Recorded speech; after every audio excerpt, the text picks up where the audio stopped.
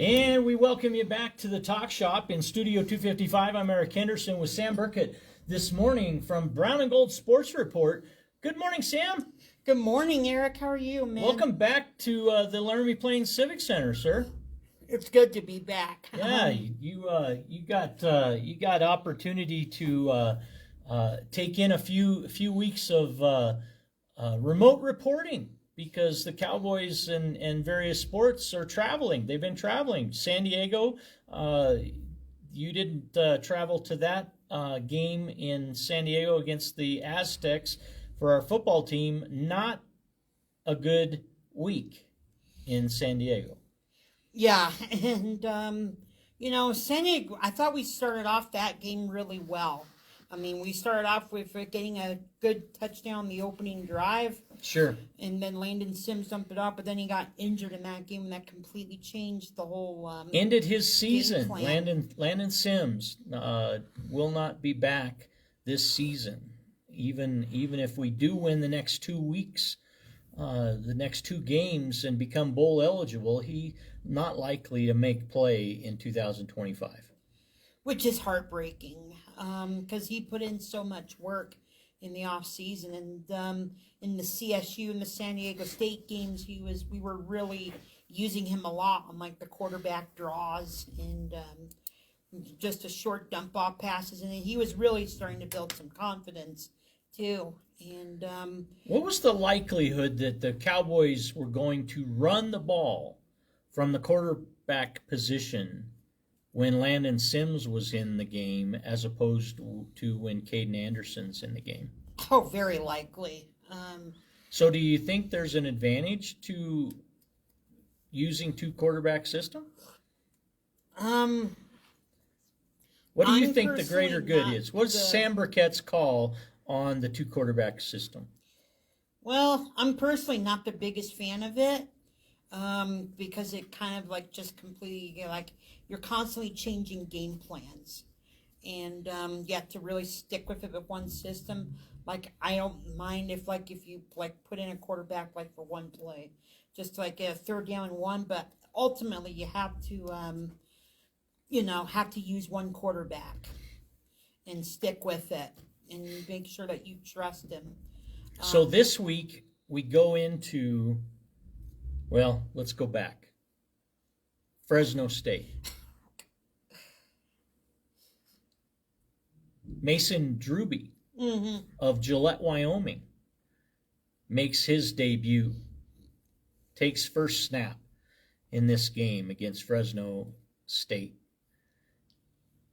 Any thoughts on the two quarterback system utilized at Fresno? 166 yards total offense in late third quarter. Yeah, I mean,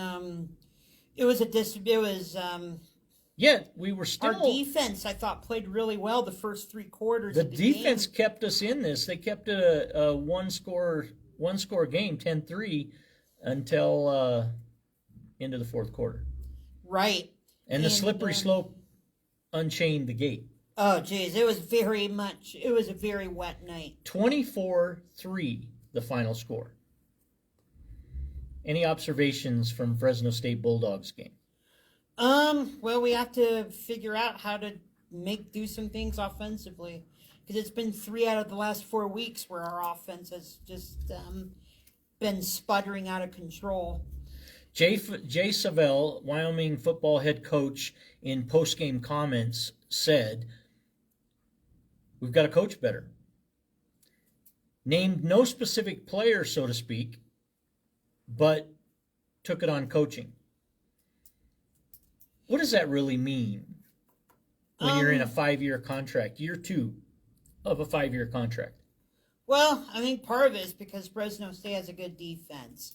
I think that was one of the reasons why we struggled. I mean, I've watched them in other games. I mean, they kicked the tar out of Boise State the week before. Well, Boise State and San Diego State Aztecs just played this past weekend, and San Diego State takes first place. They were tied going into that game, Boise State Broncs and the Aztecs. And the Aztecs didn't fare well either. Right. Fresno took them to the woodshed, and San Diego took Boise to the same woodshed, and we got taken to a form of the woodshed in Fresno. Yeah, I mean, we need to figure out how to play better. Um, I mean, we'll probably. What I'm looking forward to seeing this week is how much they're able to use Drube and to use like with the short quarterback runs. I'm curious to see how much that will work. And then also, I think one thing we need to do is we need to get it out to our wide receivers, with Krister, and we also need to get out to Gillenborg too.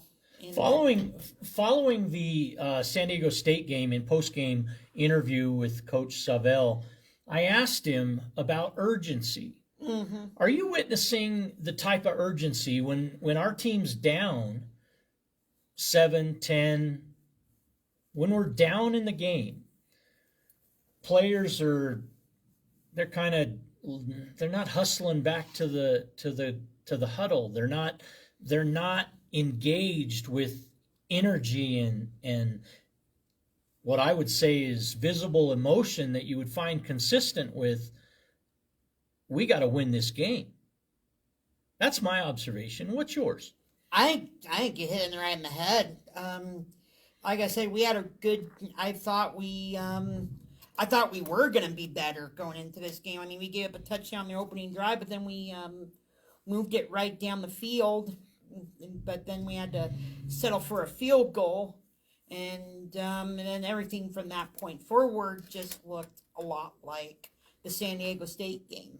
I remember such discipline in sports that if you weren't hustling down the baseline in baseball, if you weren't hustling to the dugout and back out to the field in a transition, top of the inning, bottom of the inning exchanges, in baseball and in football, if we weren't jetting back to the huddle to get to the line to make the next play, we found ourselves enjoying more time on the bench.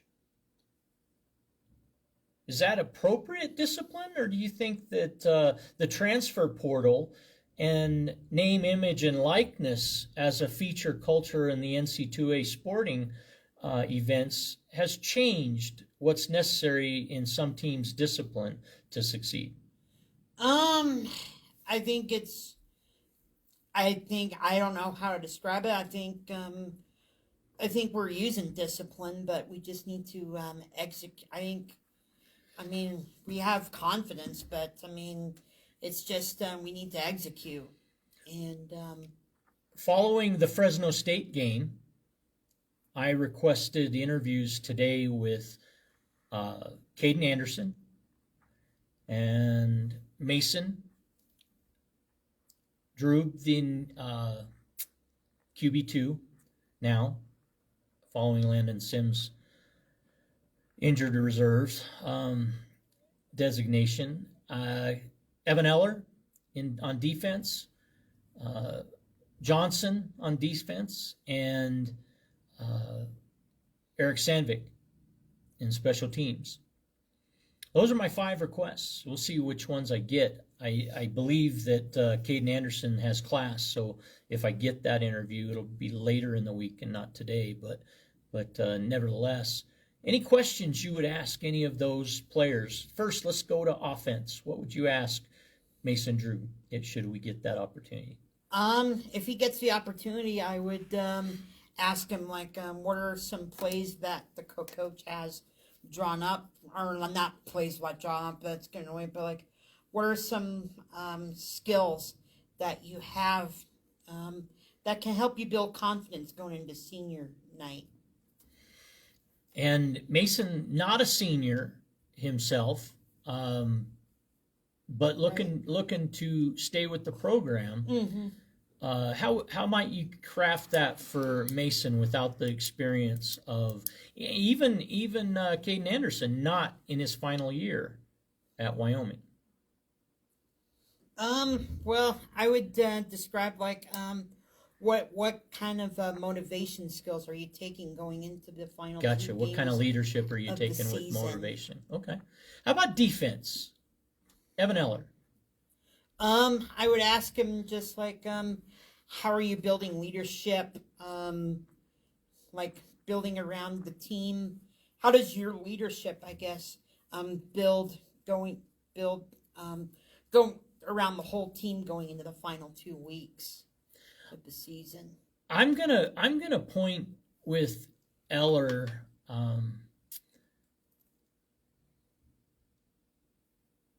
In your final season at the University of Wyoming, this weekend being Senior Day, final home game at War Memorial Stadium. Your team's 4-6. What have you learned from the 4 victories that didn't execute for you that was missing from the 6 losses? What do you think of that question? You think we'll do well with that? Oh yeah, I think he can. Yeah, we'll see. We'll see what can happen, but well, like, what can you take from your 4 wins that didn't occur in your 6 losses? I think how I would answer is just we need to cut down on mistakes.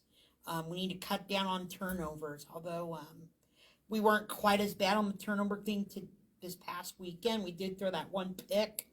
In the wins, we had more turnovers and more penalties against the opposing team, right, than we did in the other. What about execution? Remember the sweep penalties. Six? Remember the sweep sixes on our punting efforts? You know, in one of our failed games, we took too many seconds, too many clicks of the clock to get the punt off. And we missed coverage on the line, and that allowed penetration that didn't serve us well. When that UNLV game. You remember it well. Yeah, that hail covered field. What about and Coach Savell really pointed out well the difference of 1 click, 2 clicks, 3 clicks on the clock. And we're not talking seconds, we're talking tenths of seconds. Yes. And it made a big impact in the score, big impact in the end result of the game. I hoped with my question to Jay Savell that I would hear some of the recognition that it seems like some players have checked out. It seems like some of them they reached a point in the game they weren't all there. I noticed that too. And especially on our and offense. I don't point out individual players openly, but just from a team standpoint, I'll say I observed it. And I'd be happy to go to tape with anybody and show exactly the vignettes in time that I'm talking about. And when I ask that question, I don't know that there's necessarily a long enough cooling off period after you lose a game that you're so frustrated in to get that kind of a question is probably not the friendliest. And the intensity that I recognized on that evening was one that it was noted, but my question was still valid. And if given the opportunity to go into it in greater depth, I'd be happy to do it. What do you think of armchair quarterback fans? What do you think of second guessers, like sometimes we do in media? What do you think of that pressure on team coaching or players? Sam, do you think it's fair? Do you think it's reasonable? What are your thoughts on people judging in retrospect? I would tell them like, I mean, some fans go as far as fire them, or switch that, or how come you don't do this? I mean, those things get bounced around through a season, especially when L's start adding up. It's very frustrating for the fans, I know. And Do you think it's less frustrating for the coaches or the players? it's frustrating for everyone.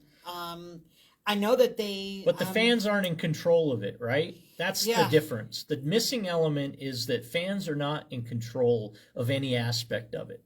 All they can do is cheer. They can show up and cheer.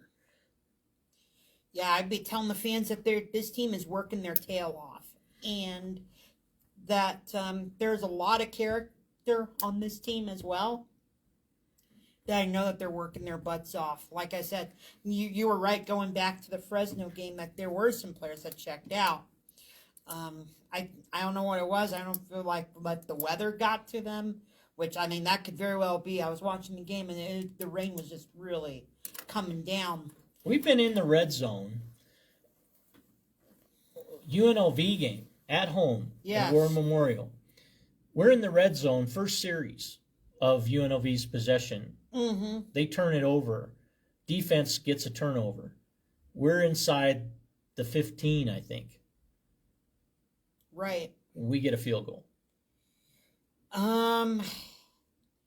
We had to get a touchdown, I think, just to build confidence. We don't seem to have the intensity to execute, to focus to execute. And maybe that was OC Johnson's deal, offensive coordinator Johnson's. He's no longer the offensive coordinator. He's an analyst for the team. And now Javon Bonite is quite popular from being an alumni success as a receiver. He's gone from receiving coach to making some calls on the offense. And before Landon Sims' injury, I think that there was some change in perspective, perhaps. And I don't know what role, but head coach is in charge of everything. Right, that's very true. And I don't. Jay Savell is not shy about accepting it. He's a hands-on, responsible coach. Very true. He definitely cares. He's passionate. He's diligent. His analytics are fantastic. He's been a success on defense. Perhaps that's the weight of Wyoming Cowboy football, is they were defensively postured more successfully than offensive success. Who's our quarterback coach for Wyoming? I have to look. I can't think right off the top of my head. But well, let's just say this: it's not as clear as who the running back coach necessarily is, or I think that there's a lot of shared work that goes with quarterbacks. Who works with the quarterbacks most? That's probably going to be my question today of Coach Savell. Oh, probably Javon Bonite. And it probably is. It probably is Bonite. Perhaps it's Savell and Bonite. I don't know. Perhaps now it's Johnson, Savell, and Bonite. I'm not sure what the mix is. That's going to be the main purpose for my question: is who's spending the most time with quarterback development on the team? My guess would be Bonite. We'll see what the answer is today at noon. Eric Sandvik. Well, let's go back. One more defensive individual. What would you ask of Johnson on our defense? Big star this last weekend. Just basically just like how is the defense rallying around the football team going into the final 2 weeks? What do you need to do to make sure that you get a win in front of the home fans with the Nevada game on Saturday? I'm going to ask, how did it feel with offensive production at 166 yards total offense going into the fourth quarter as a defensive man? Mm-hmm. time of possession, what impact did that have on you personally? Did you notice it? Do you look at film? Have you looked at that? Have you considered in retrospect? I know you take 24 hours and then you move on, but you got to look at last week to prepare for this week. At least in some regards. So maybe that work happened yesterday, or maybe it happens today, maybe some tomorrow. But those are two questions that I plan to ask Johnson, and we'll see how they answer. Going into special teams, Eric Sandvik scores Wyoming's only 3 points, 3 and only point. Right. Field goal. Any specific question for Sandvik?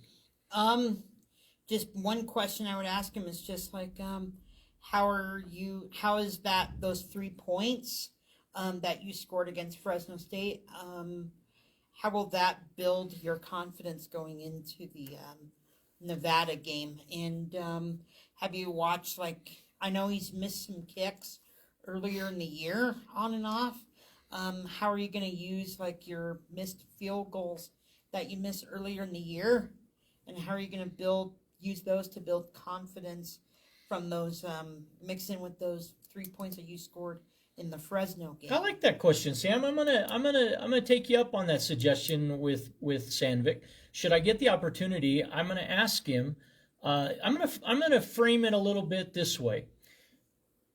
On one of your missed kicks, you got too much turf before the ball. Oh, yeah. And that resulted in a missed field goal. Mm-hmm. Last weekend, you made Wyoming's only 3 points. How much do you focus on the moment? Mechanics-wise, how do you practice your way through an error like too much turf? Right. Yeah. And I think that lends to confidence. I think that all will give us an indication of confidence. How he answers that will certainly come out. I'm gonna ask the youngster from Steamboat, Colorado, Eric Sandvik, our kicker. I'm gonna ask him also. You made that 3-point kick in the first half, early in the first half. Opening drive of the first half, first quarter. What was it like to not be in field goal range That was a really good question. the rest of the game? 3 more quarters. How did that? My third question will be, at halftime, what was the message from coaches? Coaches have identified themselves as the responsible party for the loss. Do you agree with that? Do you support the coaches in that designation? And if so, how can you help coaching from amidst your team? What do you think of that? That's a really good question. I would ask that. Well, let's hope they're received well. Head coach Savell always starts off the presser and makes some brief comments regarding the last game, but mostly talks about the game ahead. Nevada, 55 gridiron success points against San Jose State Spartans this last Saturday. And I don't know if they played in Nevada or they played in San Jose, but I'm going to say 55-10 final score. Any thoughts on that game, sir? Yeah, the game was in Nevada. Okay. And, so Nevada played well at home.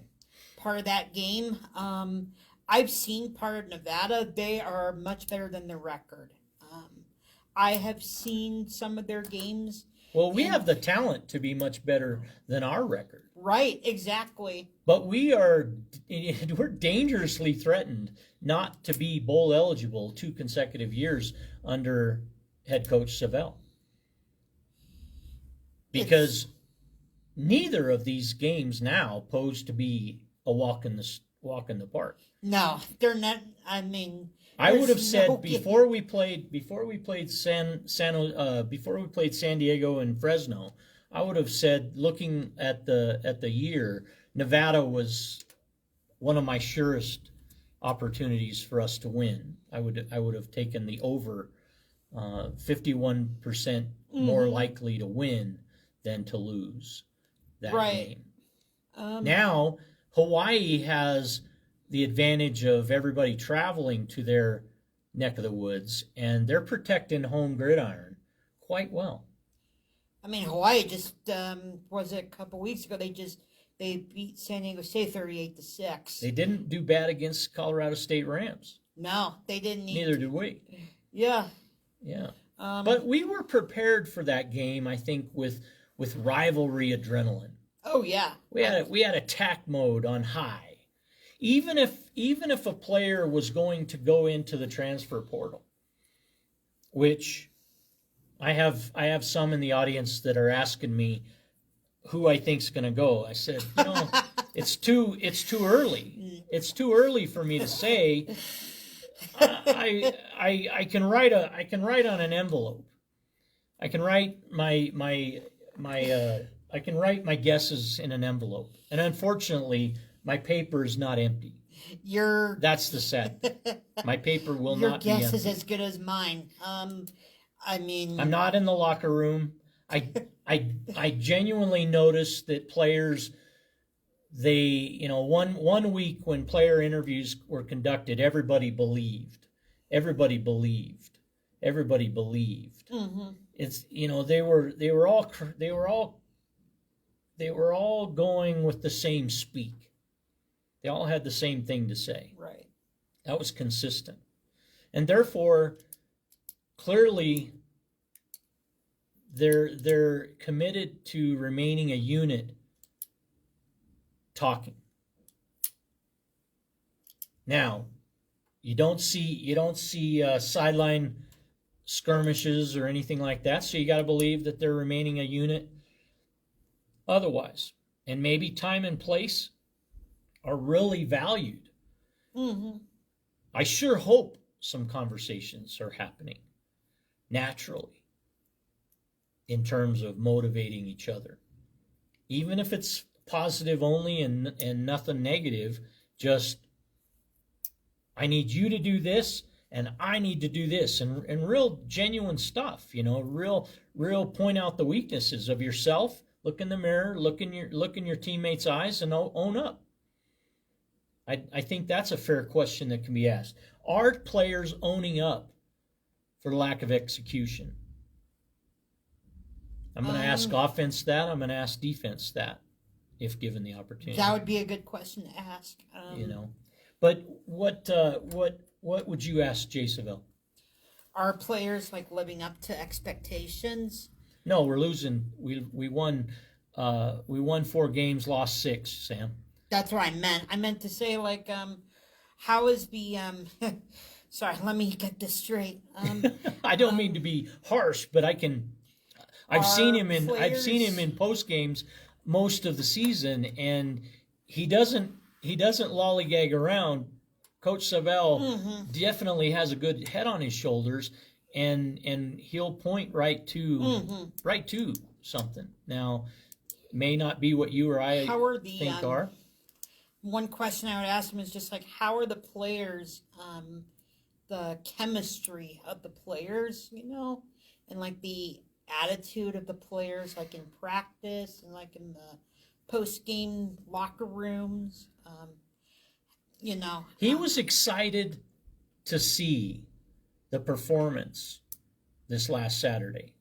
Last week's presser, he was very frank. He was genuinely convincing when he said, "I'm looking forward to this team play coming out of that game against San Diego State. I'm looking forward to them playing Fresno." Now, I don't, when he was asked how the weather affected him, he blew through that question as any coach should. The other team played in the same rain. Right. Same, That's true. same conditions. Mm-hmm. Nobody had. He didn't say this part. He just said that, and they moved on. Mm-hmm. So other than that, perhaps we ask. Javon Bonite has been making calls the last two games. Right. Do you plan to increase your role in play calls, or are you on the right track? That'd be a good question to ask too. I think. Do you like? How are you like planning on like changing things up and like? Are you gonna like how you gonna have more of a say of like what plays you're gonna call? The other thing is when Coach Savell was emphatic, it was definite. We got to coach better. Mm-hmm. What measures do you intend to employ to improve the coaching result with 2 wins in the next 2 games? That'd be a good question to ask too. I'm Like, glad you agree. I'm yeah. glad you agree. Any tweaks to any of those questions you can think of, or an aspect that you like? One just a question I asked was like, Injuries. What How kind do of- how do injuries play a role at this point in the season? Well, it's huge, Eric. It's huge, Sam. Landon Sims, QB2, was scoring with quarterback mobility. yeah, And quarterback mobility we haven't seen in Caden Anderson. And until second half, Caden Anderson hasn't shown through most of the season that first half success that's right. to move the ball. Mm-hmm. Offense has not moved the ball. Now, Caden took, time after interview, Caden has said, I got to play better. I mean, he takes it's like he's watching Josh Allen Mm-hmm. interviews. It's on me. Oh yeah. I got to play better. And he's stone faced in it. And initially you take that as frustration, and how everybody expresses themselves is certainly valid. Everybody's different. And That's true. And so you can't crawl inside the head. You got to take them at their word, but you can also watch their play. And what does one player do to pick up teammates? And that is something that's happened in various ways, offense to defense. Mm-hmm. When you see the defense go, you see a lot of excitement. When you see Right. running backs, doesn't matter if it's Tehran, it doesn't matter, it doesn't matter who it is. White, Harrison, doesn't matter. They all have a bounce. They all have a bounce. That's right. And an energy, and you can see it. And when there's people on the line and they're bumping shoulder pads, and you get that. You see that nonverbal. We can't know what's said, but when you see that as a viewer on TV or a fan in person, that's encouraging to me as I look at a game. And Coach Savell, he's I know the last 2 games have not been great, and he's done a good job of trying to lift the team up in terms of like trying to build more chemistry. Now, the last 2 games were ugly, especially on offense, and lack of execution is deafening. But I know that just going back to last year, that Coach Savell is a great team coach. I think he's got the definite system. He goes through different checks. I certainly appreciate his play analysis. I mean, he doesn't show me any weakness when it comes to Right. analytics. So what are we doing to coach execution? And what will you see change in the last 2 weeks, if that's even possible? That's a good question to ask too. Like, well, what do you plan on changing in the last 2 So weeks? we'll see. What time's game time this Saturday against Nevada? So it's at noon. And Noon game. We gotta love that. Oh yeah. What else do we gotta love about Saturday? Josh Allen's retiring his jersey. He's not retiring at the University of Wyoming. He's The doing it. He's UW coming is. to enjoy the ceremony Oh, in his yeah. honor. It'll be really good to see Josh. You gonna Allen. be there? Oh yeah. Oh, good. You wouldn't miss it, huh? Yeah. No, I wouldn't miss this exciting moment of the university retiring Josh Allen's jersey. Have we retired a jersey in the past for Wyoming? Basketball, I know we've retired Kenny Sailors and Fennis Dembos. Right. But any other jerseys that have been recognized with retirement? Football, I don't think so. I don't think so. I think this is the first one. Yeah. Now, here's other trivia. What other players in Wyoming history have donned number 17? Last year it was Evan Sabota. And I don't know if it was a jinx or not, but let's see what he does. But I know he had shown flashes at times, but not in a good enough consistency to the point where it was I thought he was good enough to be a quarterback. Have you seen a parallel between head coach Savell in season 1 and season 2 with coaching quarterbacks? The quarterback result being the ultimate indicator. Overall, I feel like we were in much better position. We finished 3-9 last season. We're 4-6 this season. Like I said, Caden Anderson has shown his downs with the interceptions and stuff, but he's thrown some good passes and he's got more. Even in the interception, they were good passes. They just went to the wrong player. Right. I think he's got much more. I think Sabota, Anderson's a better quarterback this year than what Sabota was last year. I think he's got more potential, but it's just like he needs to limit the mistakes. Okay. They're Fair like, enough. I think so much back to that UNLV game where I think we probably outgained them by over 100 yards. But we would have won the game probably by like 2 or 3 touchdowns if it wasn't for like turnovers, mistakes. You know. So I can't disagree with you. What is the reader of the Brown and Gold Sports Report?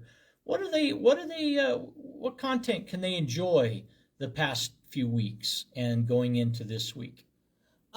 Just basically just a football recaps and Okay. then just a preview about what's going to come into the season. So you're a statistical dynamo. You're dissecting the numbers. Right. You're jumping on the details to the stat Yep, and per also category. I'm going to be writing some stuff about Cowboy basketball too, and they got a really good win over Portland. Portland. Yeah. What did you think of that? Like 95-75, something like that? It was 93-56. Oh, there you go. Okay. And It's good job. 4-0. Our Wyoming Cowboy basketball team, 4-0. And I was really impressed with during the transfer portal, where he picked up some really good talent. Yeah. And, So today is what, Sam? The 16th, 17th. We're 17th. Tomorrow, the 18th. They will play away at Sam Houston November 19th this week, and that will be Wednesday night at Sam Houston.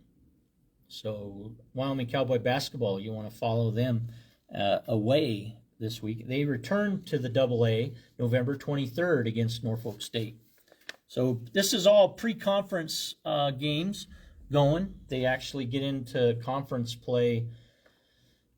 Looks like Air Force December 30th. The first 20th is Grand Canyon. Grand Canyon's in the conference. Grand for Canyon, basketball. you're right. GCU is in the conference December 20th. That's a home game before Christmas, right? So we're leading up. We've got 1, 2, 3, 4, 5, 6, 7, 8 games before the Cowboys are 7 games before they're back in the AA. The Dome of Doom. It's certainly Dunktown.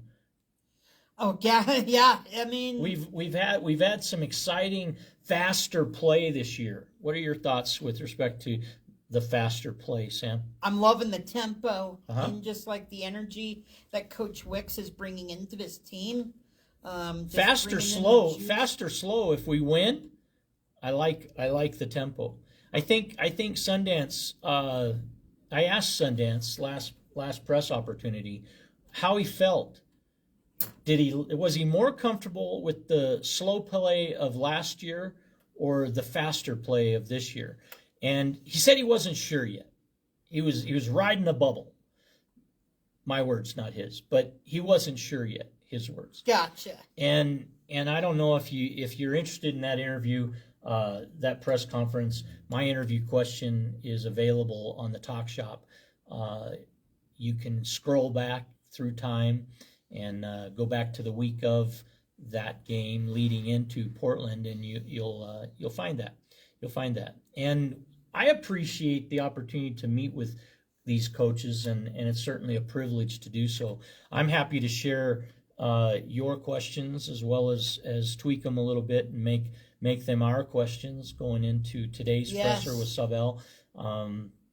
And when the opportunity presents itself, I look forward to that opportunity with Coach Wicks, no doubt, as well. Any players? What do you think of Leland Walker? I think he struggled to start out with, but I mean, we've had a lot of bench players that have stepped up. I think we're playing almost everybody. Yeah. And depth is beautiful, Sundance Wicks. It really is a good thing. Depth is beautiful.